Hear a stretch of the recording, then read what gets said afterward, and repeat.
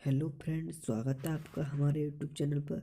तो फ्रेंड्स, अब मैं ये जो करा रहा हूँ ये वाला फिजिक्स का top most important practice set है। वो भी किसके लिए? वो जितने भी top most NDA, air force, navy, Indian coast guard most important question कराने वाला हूँ। ठीक है, मैं ये वाले कौन से मोस्ट इम्पोर्टेंट क्वेश्चन कराने वाला हूँ, बहुत प्रैक्टिस स्टडी करने वाला हूँ और टॉपिक वाइज कराने वाला हूँ। ठीक है, टॉपिक वाइज। ठीक है, जितने भी मोस्ट इम्पोर्टेंट क्वेश्चन है टॉपिक वाइज कराऊंगा। ठीक है, मैं वो भी। और ये जो शुरू से स्टार्ट कर रहा हूँ मैं, ये किसका?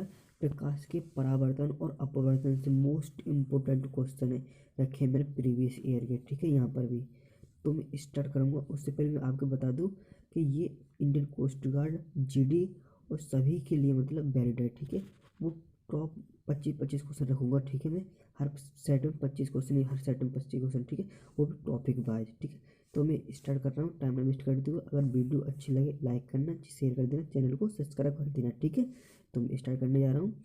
तो मोस्ट इंपॉर्टेंट क्वेश्चन ये यहाँ पर। ठीक है, तो चलो स्टार्ट करते हैं। ठीक है, पहला क्वेश्चन। चलो पहला क्वेश्चन है, प्रकाश की किरण गमन करती है। जो प्रकाश की किरण गमन करती है, ये जो प्रकाश है, रे ऑफ लाइट। ठीक है, वो गम कैसे, कहाँ पर गम करती है? सीधी रेखा में गम करती है, या टेढ़ी रेखा में गम करती है, या किसी भी दिशा में गम करती है, या इनमें से कोई नहीं? तो बताइए कौन सा राइट ऑप्शन होगा। तो मोस्ट इम्पोर्टेंट है, ये प्रीवियस एग्जाम पूछेगा ये। ठीक है, ये तो प्रकाश प्रकाश की जो किरण है गम करती है कैसे? वो सीधी रेखा में गम करती है। ठीक है, प्रकाश की किरण। ठीक है, मोस्ट इम्पोर्टेंट क्वेश्चन है। चलते नेक्स्ट पे आगे। तो अगला क्वेश्चन, हाँ, अगला क्वेश्चन कौन सा? प्रकाश का वेग न्यूनतम होता है। जो प्रकाश का जो वेग होता है वो न्यूनतम कहाँ पर न्यूनतम होता है? जो प्रकाश का वेग है तो कहाँ पर होता है?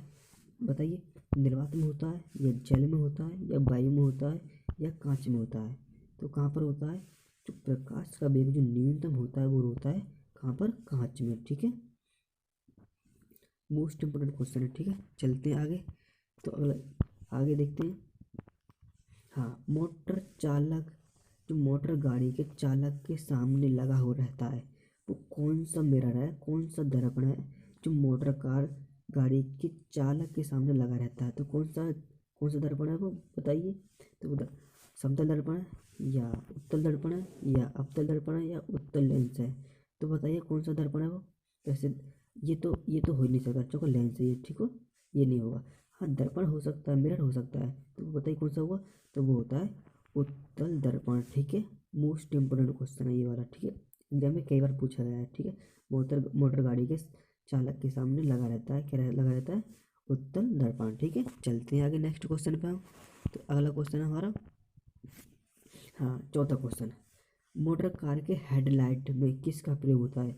जो मोटर कार के जो हेडलाइट होती हैं उसमें किसका प्रयोग होता है? बताइए किसका प्रयोग होता है? किसका प्रयोग होता है? समतल दर्पण का प्रयोग होता है, या उत्तल दर्पण का प्रयोग होता है, या अवतल दर्पण का प्रयोग होता है, या उत्तल लेंस का प्रयोग होता है? तो किसका प्रयोग होता है बताइए जल्दी। तो मोटर कार के हेडलाइट में किसका प्रयोग होता है? वो होता है अवतल दर्पण का। ठीक है, किसका? अवतल दर्पण का। मोस्ट इंपॉर्टेंट क्वेश्चन है और उत्तल दर्पण का। और जो अभी बताया था मैंने पिछले वाला क्वेश्चन है, मोटर गाड़ी के सामने जो लगा रहता है। ठीक है, उसमें। ठीक है, आगे चलते हैं। अगला क्वेश्चन, क्वेश्चन नंबर 5 पे चलते हैं हम। तो क्वेश्चन नंबर 5 पर जाते हैं हम। हाँ, समतल दर्पण द्वारा बना प्रतिबिंब, मोस्ट इंपोर्टेंट क्वेश्चन। समतल द्वारा बना प्रतिबिंब कैसा होता है? जो समतल दर्पण होता है, जो प्लेन मिरर जैसे बोलते हैं हम, तो उसके द्वारा प्रतिबिंब कैसा बना होता है बताइए। वास्तविक बना होता है, या काल्पनिक बना होता है, या दोनों, या नन ऑफ दिस, इनमें से कोई नहीं? ठीक है, बताइए। एग्जाम पूछेगा क्वेश्चन है, वही प्रीवियस एग्जाम क्वेश्चन रखेगा यहाँ पे। ठीक है, तो बताइए, तो समतल दर्पण द्वारा बना प्रतिबिंब कैसा होता है? वो होता है काल्पनिक प्रतिबिंब। ठीक है, मोस्ट इंपोर्टेंट क्वेश्चन है। ठीक है, कौन सा होता है? काल्पनिक प्रतिबिंब बनाता है समतल दर्पण। ठीक है, आगे चलते हैं। क्वेश्चन, अगर वीडियो अच्छी लग रही हो तो लाइक कर देना। ठीक है, चैनल सब्सक्राइब कर लेना। ठीक है, चलते हैं आगे। क्वेश्चन नंबर 6 पर। क्वेश्चन नंबर 6, लेंस की क्षमता का एसआई मात्रक। जो लेंस की क्षमता का एसआई मात्रक क्या है बताइए। तो क्या मात्रक है लेंस की क्षमता का?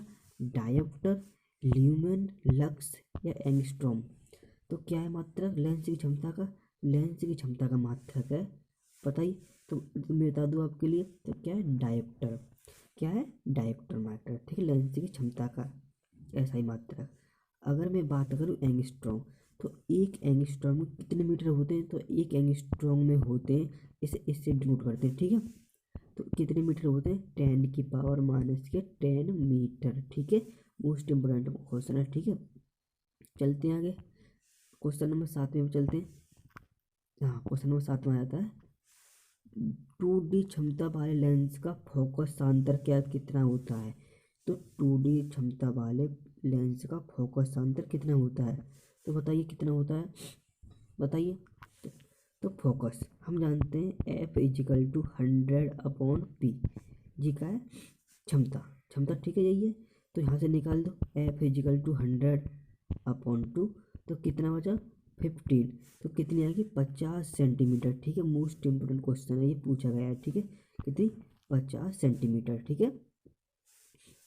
आगे चलते हैं अगले क्वेश्चन पर, क्वेश्चन नंबर 9 पे आ जाते हैं, ठीक है। क्वेश्चन नंबर 9 है, हाँ, किसी लेंस का फोकसांतर 50 सेंटीमीटर है, मतलब यहाँ पर एफ हो, जो हमारे एफ दे रखे यहाँ पर 50 सेंटीमीटर, ठीक है।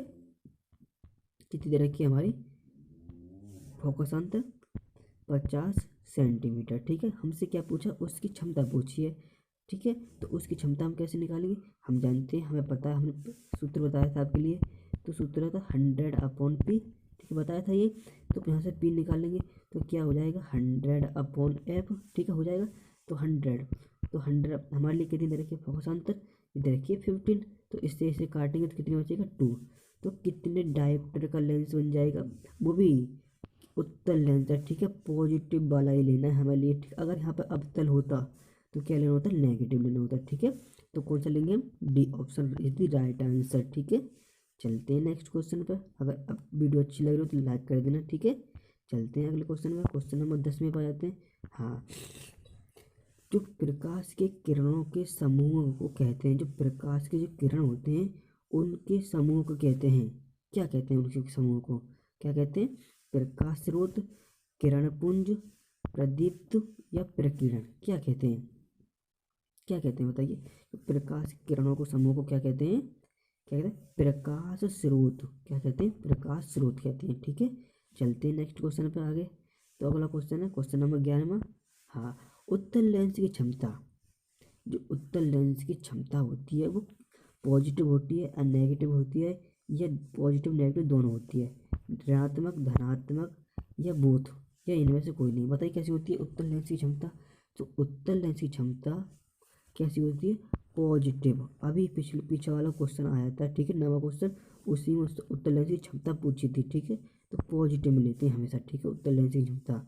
आगे चलते हैं, तो क्वेश्चन नंबर अगर मैं बताऊँ तो ऋणात्मक नेगेटिव किसकी लेते हैं, तो किसकी लेते हैं, अवतल लेंस की, ठीक है, किसकी, अवतल लेंस की, ठीक है, लेते हैं, किसकी, अवतल लेंस की लेते हैं, नेगेटिव, ठीक है, ऋणात्मक। आगे चलते हैं क्वेश्चन नंबर 12 पे। हाँ, तो अब आगे देखो 12 अवतल लेंस। अब अवतल लेंस की क्षमता कैसी कितनी होती है, अवतल लेंस की क्षमता कितनी कैसी होती है, क्षमता का मतलब होता है पॉजिटिव लेना या नेगेटिव लेना, ठीक है। तो अवतल लेंस की क्षमता होती है कैसी होती है, नेगेटिव, ठीक है, ऋणात्मक होती है। चलते हैं नेक्स्ट क्वेश्चन पर, क्वेश्चन नंबर 13 पर। क्वेश्चन नंबर 13 नंबर का है, उत्तल लेंस को कहते हैं, जो उत्तल लेंस होता है, जो हमारा कॉन्वेक्स मिरर जो होता है हमारा, उसको क्या कहते हैं, अभिसारी लेंस या द्वि उत्तल लेंस या अपसारी लेंस, बताइए। तो उत्तल लेंस को हम क्या बोलते हैं, हम बोलते हैं अभिसारी लेंस, क्या बोलते हैं, अभिसारी लेंस बोलते हैं, ठीक है, उत्तल लेंस को। मोस्ट इंपॉर्टेंट क्वेश्चन है, ठीक है। अगर मैं इसकी बात करूँ अपसारी की, तो इसको क्या कहते हैं, अवतल, जो अवतल लेंस है हमारा, कौन सा अवतल लेंस है, जो अवतल लेंस है उसको बोलते हैं अपसारी लेंस, और अभिसारी लेंस मतलब उत्तल लेंस, ठीक है। मोस्ट, अगर बात करें द्वि उत्तल लेंस की, अगर द्वि उत्तल लेंस की बात करें तो इसे बोलते हैं समतोल ऐसे लेंस बोलते हैं, ठीक है, कुछ अलग ऐसे ही बोलते हैं समतल लेंस। आगे चलते हैं, तो आगे अगला क्वेश्चन नंबर 14 में। हाँ, क्वेश्चन नंबर 14 में आ जाते हैं, अवतल लेंस को कहते हैं, अगर बात करें अवतल लेंस की, तो अवतल लेंस को क्या कहते हैं, अवतल लेंस को हम बोलते हैं अपसारी लेंस, क्या बोलते हैं, अपसारी लेंस, ठीक है। क्वेश्चन नंबर 15 में चलते हैं हम। तो क्वेश्चन नंबर 15 में है क्वेश्चन, कौन निम्नलिखित में से कौन सा पदार्थ लेंस बनाने के लिए प्रयुक्त नहीं किया जाता? ऐसा कौन सा पदार्थ है जो लेंस बनाने में प्रयुक्त नहीं किया जाता? तो ऐसा कौन सा, जल, कांच, प्लास्टिक या मिट्टी? तो ऐसा कौन सा पदार्थ है जो लेंस के बनाने में प्रयोग नहीं किया जाता? तो कौन सा लेंस है, कौन सा है? तो बताइए कौन सा पदार्थ है ऐसा? तो ऐसा पदार्थ है मिट्टी। भाई मिट्टी का कोई उपयोग थोड़ी ना होता है वो लेंस बनाने में। जल का तो वही होता है, कांच का ही होता है, प्लास्टिक का भी, और तीनों का मिक्स करके बनाया जाता है, ठीक है, लेंस। लेकिन मिट्टी का तो कोई उपयोग ही नहीं है, ठीक है। चलते हैं आगे। तो अगला क्वेश्चन है क्वेश्चन नंबर 16 में चलते हैं हम। हाँ 16 नंबर आ जाते हैं क्वेश्चन पर। किस दर्पण से हमेशा वस्तु से छोटा प्रतिबिंब प्राप्त होता है? ऐसा कौन सा दर्पण है जिससे वस्तु से छोटा प्रतिबिंब दिखाई देता है हमें? कौन सा दर्पण है ऐसा हमारा? तो बताइए जल्दी से। तो हमारा दर्पण कौन सा है हमारा? तो कौन सा दर्पण है? वस्तु से छोटा प्रतिबिंब, मतलब जो हमारी जो ऑब्जेक्ट है इससे हमेशा छोटा प्रतिबिंब बनता है, ठीक है। तो ऐसा कौन सा दर्पण है हमारा? बताइए जल्दी से। वो हमारा उत्तल लेंस, ठीक है। कौन सा? उत्तल लेंस, ठीक है। आगे चलते हैं। अगला क्वेश्चन हमारा, किस दर्पण से वस्तु का बड़ा प्रतिबिंब, हाँ, किस दर्पण से वस्तु का बड़ा प्रतिबिंब बनता है? तो बताइए जल्दी से, किस दर्पण से बनता है वस्तु का बड़ा प्रतिबिंब?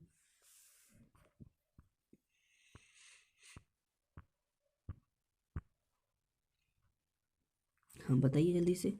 तो किस दर्पण से वस्तु का बड़ा प्रतिबिंब बनता है? तो किस दर्पण से बनता है वस्तु का बड़ा प्रतिबिंब? अवतल दर्पण से, ठीक है। और छोटा प्रतिबिंब किससे बनता है? उत्तल दर्पण से। किससे बनता है? उत्तल दर्पण छोटा, और अवतल दर्पण से बड़ा प्रतिबिंब बनता है, ठीक है। मोस्ट इंपोर्टेंट क्वेश्चन है ये वाले, ठीक है। चलते हैं आगे क्वेश्चन, क्वेश्चन नंबर 18 नंबर पर। तो क्वेश्चन नंबर 18 नंबर चलते हैं हम। हाँ क्वेश्चन नंबर 18 में चलते हैं। हाँ, जो प्रकाश के परावर्तन के नियम, जो प्रकाश के परावर्तन के नियम है वो कितने नियम है प्रकाश के परावर्तन के? बताइए जल्दी से। तो बताइए 1, 2 या 3 या 4? कितने नियम है? तो बता दो 2 नियम है, ठीक है, प्रकाश के परावर्तन के। तो पता है ना आपको, अपवर्तन और प्रकाश के परावर्तन के 2 ही नियम होते हैं, ठीक है। चलते हैं आगे नेक्स्ट क्वेश्चन पे, क्वेश्चन नंबर 19वें नंबर पर। हाँ, जब प्रकाश की किरण हवा से कांच में प्रवेश करती है, जो जब प्रकाश की किरण हवा से कांच में प्रवेश करती है तब क्या होता है? तो क्या होता है? अविलंब से दूर, तो वो मुड़ जाती है, पता है। जब हवा से कांच में जो कोई किरण आ रही है, ऊपर से देखो किरण आ रही है, ठीक है, इस तरह से, तो हवा से आ रही है, इस कांच, यहाँ पे मतलब कांच है हमारा, तो ये मतलब यहाँ से, तो ये प्रवेश करती है तो मुड़ जाती है। ये कहाँ से मुड़ जाती है, कैसे मुड़ जाती है? तो अविलंब से दूर की ओर, अविलंब के निकट, अविलंब के समांतर, या इनमें से कोई नहीं? बताइए। तो ये बताओ आपको लिए, तो ये मुड़ जाती है अविलंब से दूर, अविलंब के निकट की ओर मुड़ जाती है, ठीक है। जैसे आई और इधर आगे चलेगी, ठीक है। जब प्रकाश की किरण हवा से कांच में आती है तो डेविएट तो होती है, ठीक है, लेकिन निकट से, अविलंब से दूर नहीं जाती है, लेकिन निकट होती है वो, ठीक है। तो अविलंब के निकट की ओर, ठीक है, अविलंब के निकट की ओर मुड़ जाती है। चलते हैं नेक्स्ट क्वेश्चन पे हम। Question number 20। हाँ, फोटोग्राफिक कैमरा का अभिदृश्यक होता है, जो फोटोग्राफिक कैमरा जो होता है उसका जो अभिदृश्यक होता है वो कैसा होता है? उत्तल लेंस का होता है, या अवतल लेंस का होता है, या उत्तल दर्पण का होता है, या अवतल दर्पण का होता है? बताइए जल्दी से। तो फोटोग्राफी कैमरे का जो अभिदृश्यक होता है, वो कैमरा का जो अभिदृश्यक होता है जो उत्तल लेंस का होता है, ठीक है। कैसा होता है? उत्तल लेंस से बना हुआ होता है, ठीक है। किससे? उत्तल लेंस से बना हुआ होता है। चलते हैं क्वेश्चन नंबर 21वें नंबर पर हम। हाँ 21वें नंबर क्वेश्चन आते हैं, जो साइड मिरर के रूप में उपयुक्त होता है, जो हमारा साइड मिरर होता है वो किसके उपयुक्त होता है? बताइए। साइड मिरर, पता है ना, साइड मिरर लगाते हैं, तो साइड मिरर किसके उपयोग में होता है? साइड मिरर बताइए जल्दी से। हाँ, अवतल दर्पण से होता है, उत्तल दर्पण से होता है, या उत्तल लेंस से होता है, या प्रिज्म से होता है? बताइए जल्दी से।